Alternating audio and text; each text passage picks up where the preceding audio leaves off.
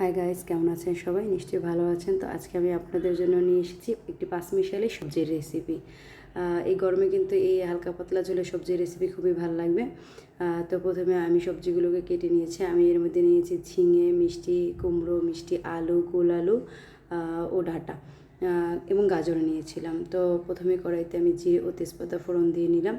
ফোড়ন দেওয়ার পর আমি এর মধ্যে সবজিগুলো দিয়ে দিলাম।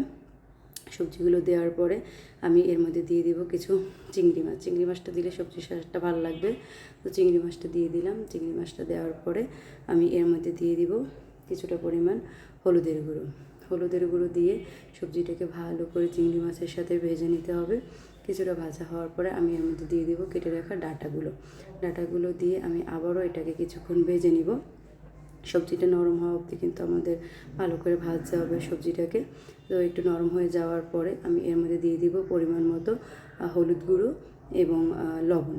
পরিমাণ মতো হলুদ ও লবণ দেওয়ার পরে এটাকে আবার একটু ভেজে নিব। তারপরে আমি এর মধ্যে দিয়ে দিব একসাথে বেটে রাখা আদা, সর্ষে, নারকেল ও আরও দিব এর মধ্যে আমি পরিমাণ মতো জিরা বাটা।